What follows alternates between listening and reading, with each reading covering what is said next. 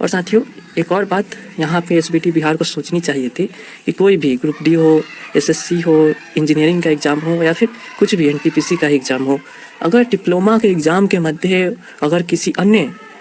क्या कहते हैं कॉम्पिटिटिव एग्ज़ाम का डेट आ जाता है, तो एसबीटी बिहार क्या करती है कि डिप्लोमा का जो रूटीन है, शेड्यूल है एग्ज़ाम का, उस डेट को क्या करती है, बढ़ा देती है, उस डेट को एक्सटेंड करती है, उस पर्टिकुलर सब्जेक्ट का जो डेट है उसको या तो कुछ दिन आगे बढ़ा देती है या फिर उसको क्या करती है, किसी ज़्यादा दिन गैप है उसके मध्य ही रख देती है। तो यहाँ पे एसबीटी बिहार गलती क्या कर रही है कि ट्वेल्थ का एग्ज़ाम होने जा रहा है। अब जो भी स्टूडेंट्स ट्वेल्थ का फॉर्म भरे हुए होंगे उनका तो एग्ज़ाम अब्सेंट हो जाएगा, क्योंकि 1 से 14 फरवरी तक ट्वेल्थ का एग्ज़ाम होने जा रहा है और इसी बीच आपका डिप्लोमा का सेमेस्टर का भी एग्ज़ाम है। तो यहाँ पे एसबीटी बिहार को ये जो डेट है,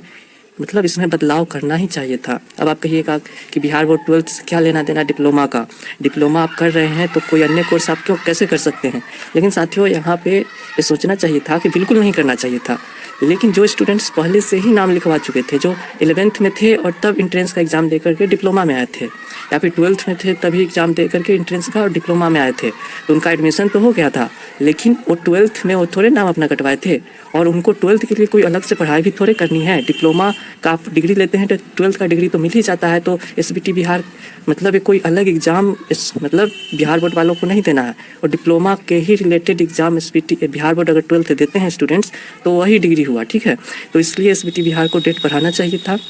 ये जो 1 से 14 फरवरी तक एग्ज़ाम जो होने वाला है, मतलब मेरा ये कहना है कि जो फर्स्ट और सेकंड सेमेस्टर के स्टूडेंट शायद एग्ज़ाम देंगे, उन लोगों का एग्ज़ाम कुछ 15 दिन बढ़ा देना चाहिए था। बाकी का एग्ज़ाम अगर वो 27 जनवरी से लेना चाहते हैं लेकिन फर्स्ट और सेकंड सेमेस्टर का एग्ज़ाम जो है वो 15 फरवरी के बाद लेना चाहिए था, क्योंकि एग्ज़ाम का फॉर्म भर चुके होंगे बिहार बोर्ड का, उनका मतलब 100% है कि वो अब्सेंट हो जाएंगे, भले ही किन्हीं गिने चुने सब्जेक्ट में हो, लेकिन वो अब्सेंट होंगे ही और वो बिहार बोर्ड 12th का एग्ज़ाम नहीं दे पाएंगे। तो ऐसे में एसबीटी बिहार चूँकि कॉम्पिटिटिव एग्ज़ाम का जो डेट है अगर किसी डिप्लोमा के एग्ज़ाम के मध्य आ जाती थी तो बढ़ा देते थे, उस डिप्लोमा वाले एग्ज़ाम का डेट को चेंज कर दिया जाता था। तो ऐसा ही बिहार बोर्ड में भी करना चाहिए था। लेकिन खैर, एक बोर्ड का कैसा नियम है मुझे नहीं पता कि ये लोग क्या करते हैं कि आप एक कोर्स कर रहे हैं तो आप दूसरा कोर्स नहीं कर सकते हैं।